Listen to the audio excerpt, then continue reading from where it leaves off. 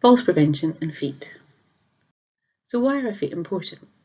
Well, they provide the only source of contact with the ground, they provide balance and stability for our bodies, they provide shock absorption, adapt to uneven surfaces and facilitate forward movement, and they test the ground, checking to see if the surface we're walking on is safe. Both foot problems and foot pain can lead to impaired balance and coordination, reduced physical function, which affects posture and has an impact on the knees, hips and back and can cause difficulty walking, and pain and discomfort can cause a loss of mobility, which in turn can lead to depression and low self-esteem, and all of these increase the risk of falling. Foot problems are often under-recognised and under-reported. One survey of adults aged 65 and over found that while 71% of participants reported issues with their feet, only 26% recognise these issues as a potential problem, and 39% has sought medical attention for the problem. Older adults are also more likely to have conditions associated with foot pathology, such as diabetes, peripheral arterial disease, and neuropathy. Foot pain. Age-related changes in foot muscles, joints, and soft tissue can cause pain and stiffness and impair mobility. Foot pain is common in older adults, affecting 24 to 30%, and can have many causes. Moderate to severe foot pain has been shown to be associated with increased risk of falling among older adults, and studies have linked foot pain to worse self-reported health status, impaired balance, and worse physical function. The British Geriatric Society recommend that anyone at risk of fall should have their feet and footwear examined. So if someone is at risk of falling and you're looking at the feet, what are you looking for and what can you do to help? Well, foot problems that may compromise function and increase risk of falls include swelling, infection, open sores, ulcers or wounds, pressure damage, corns and calluses, dry cracked heels, problems with toenails, peripheral neuropathy, poor circulation and foot deformity.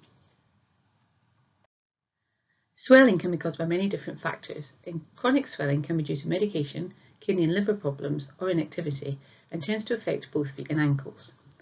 Even minor swelling can cause socks and shoes to become too tight, which can in turn cause discomfort, reduce the circulation to the feet, and cause pressure and friction, which can lead to skin damage, bruising, blisters and wounds. People with swollen feet and ankles should be encouraged to do some gentle exercise such as walking where possible, and rest with the legs elevated. Advise them to avoid tight shoes and socks, particularly those with thick seams, and that they may need to consider buying some wider, deeper footwear to accommodate the swelling.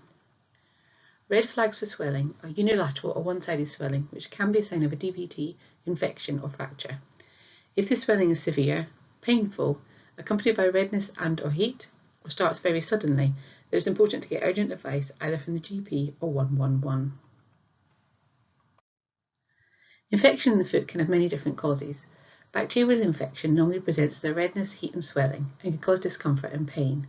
It may appear to travel along the foot towards the body. If you suspect that someone has a bacterial infection, then urgent GP review is required, as you will need antibiotics to treat the infection and try and prevent it from spreading. If they wear compression hosiery, advise them not to wear this until the infection has cleared. Fungal infections often start between the toes and can be itchy. They're often soggy white patches or red and scaly and can crack and bleed.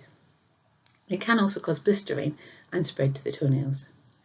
Antifungal creams should be applied if the infection is in the skin, and these can be purchased over the counter from a pharmacy. It is helpful to advise that it can spread and to use a separate towel for the affected foot or feet, to dry well after bathing and change socks daily. Open skin from fungal infections can also lead to bacterial infection, so if the skin looks infected and you're not sure of the cause, then advise urgent GP review.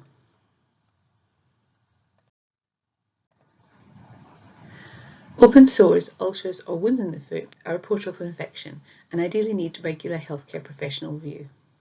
If you discover an open wound that someone is unaware of, or it's not being reviewed or treated, then this needs urgent onward referral.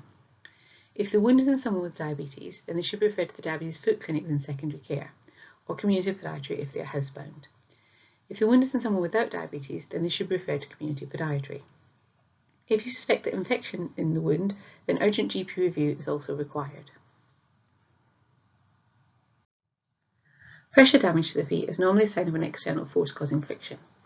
It often starts as blistered or red skin and mainly appears over bony prominences.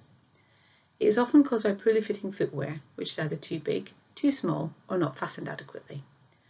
Hosiery which is too tight or with thick seams can also cause pressure damage, particularly in those with swollen feet and legs. Pressure damage can cause pain and discomfort and lead to blisters, corns, callus and ulceration. If someone has signs of pressure damage on their feet, it's important to try and identify the cause, and their footwear and hosiery should be reviewed, checking it fits well, is in good condition, and that the person can manage to put it on and fasten it adequately to prevent movement. Corns and calluses are areas of thick, hard skin and are normally caused by pressure, friction and dry skin. They can be painful when they build up and can often be treated by the individual themselves or by friends and family. Advise to gently fill with an emery board and apply moisturiser daily, but not in between the toes. For very thick, dry skin or cracked heels, a urea-based moisturiser is preferable. Advise to wear cushioning, well-fitting footwear and again avoid slip-ons. If corns and callus become very thick and pressure is not reduced, then they can bleed underneath, crack or lead to ulceration. If painful or very thick, then they may need treatment by a podiatrist. Referral to a podiatrist on the NHS is not available to everyone, so some people may need to seek private treatment. Problems with toenails. As people age, it is normal for the toenails to become thick, brittle and sometimes discoloured. If someone is struggling to cut their own nails, advise them to ask if any friends or family can help. Very thickened and overgrown or ingrown toenails may need podiatry treatment. Again, referral to a podiatrist on the NHS is not always available, so people may need to seek private treatment. Red flags. If someone complains of a painful toenail with redness, swelling and heat surrounding the nail, it may be infected. An urgent GP review is recommended. Peripheral neuropathy can be a major contributor to falls, as it can cause a loss of protective sensation, numbness and tingling in the feet, burning, stabbing or shooting pain, a loss of balance and coordination, and muscle weakness, especially in the feet. As people with peripheral neuropathy have a loss of protective sensation, it's important that they check their feet daily or have someone to do this for them, so that they're aware of any problems as soon as they develop. It's also important that they wear well-fitting, sturdy footwear and that they don't walk barefoot.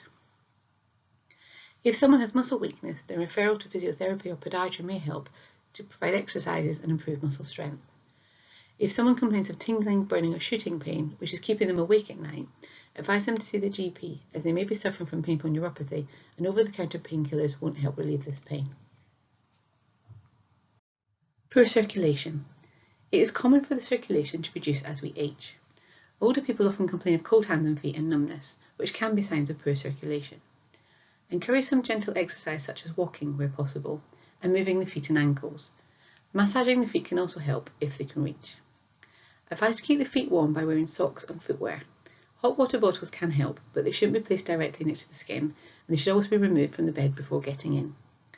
Any changes in colour and temperature, especially on one side, can be a sign of peripheral arterial disease. Red flags. If changes are significant or causing pain, especially pain which is relieved only by dangling the legs out of bed, then review by a GP is advisable. Foot deformity. There are many different types of foot deformities and they can be mild or severe. They may, but don't always, cause problems such as callus, pain and walking difficulties. It is important for people with foot deformity to wear well-fitting, supportive footwear to accommodate the deformity and prevent rubbing. Slip-on shoes should be avoided. If someone is having problems fitting the foot into a shop-bought shoe and they need help with the footwear, then they may be eligible for a referral to the orthotics department, which can be done via the GP. Red flags for foot deformity. If someone complains of a new deformity, especially in conjunction with any redness, heat, pain or swelling, it's important to get urgent advice either from the GP or 111. The British Geriatric Society also recommend that people at risk of fall should have their footwear examined. So why is footwear important? Well, walking indoors barefoot or in socks has been shown to increase the risk of falls in older people.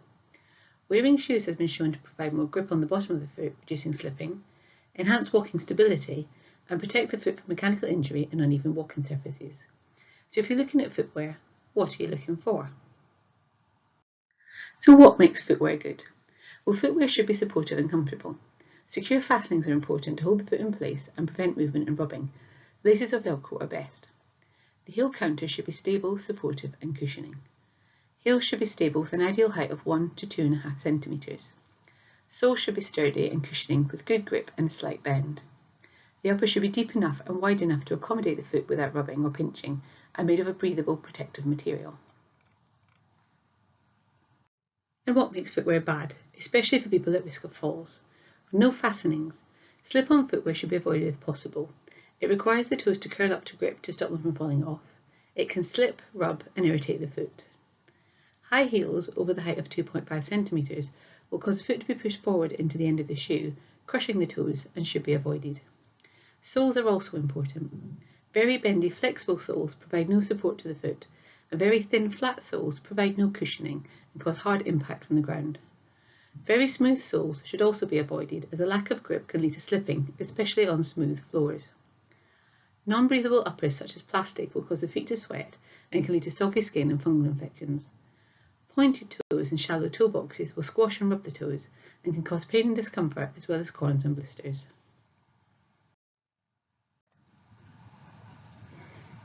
Now it's important to remember that even good footwear can be bad if it doesn't fit or is simply worn out.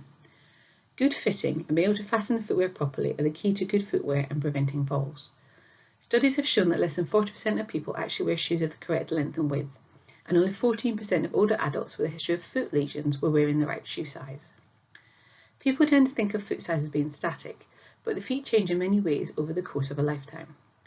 As we age, tendons relax and the feet can naturally widen and lengthen, and medical conditions and medication can cause water retention and swelling, leading to size difference.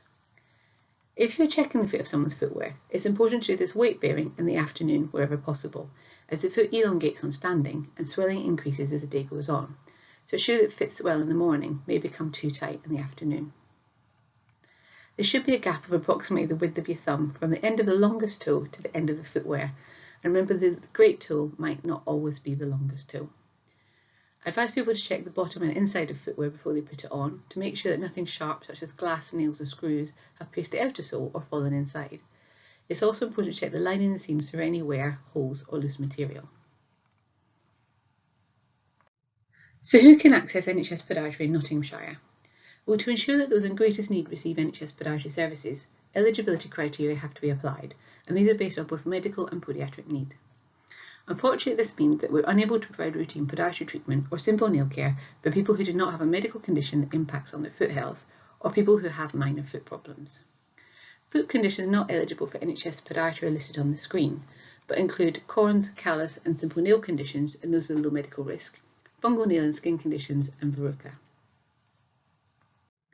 So to access core podiatry on the NHS, we've said that you need a paediatric and medical need, but what do we mean by these terms? Well, paediatric need refers to the foot problem, such as active ulceration, previous non-traumatic amputation, painful nail deformities, ingrowing toenails, painful or pathological callus, hyperkeratosis or corns, and foot deformity. Medical need includes diabetes with a moderate or high foot risk status, peripheral arterial disease, peripheral neuropathy, inflammatory arthropathies, autoimmune conditions, neurological disorders, stage 4 plus CKD, chemotherapy and immunosuppression. The MSK, nail surgery and paediatric surgery pathways are based more on paediatric need and generally involve a short treatment plan with discharge. Unfortunately, not everyone meets the access criteria for NHS podiatry. If anyone is unable to look after the feet themselves, they could ask family, a carer or friends if they can help. For people living in Nottingham City CCG, Age UK offer a toenail cutting service for a small fee. The contact details are on the screen. People can also choose to see a podiatrist privately. There will be a cost associated with this, which will vary depending on the service needed. In the UK, the titles of chiropodists and podiatrists are legally protected, and anyone using the title must be registered with the HCPC. Patients can check that private podiatrist is HCPC registered by visiting their website and clicking Check the Register. The Royal College of Podiatry is the main professional body for podiatrists in the UK, and all members are HCPC registered. Their website also has a Find a Podiatrist section where people can search by postcode to find a local private podiatrist. If you would like any more information on the podiatry service in Nottinghamshire, then please get in touch. Our contact details are on the screen. So remember, for falls prevention, keep an eye on those feet.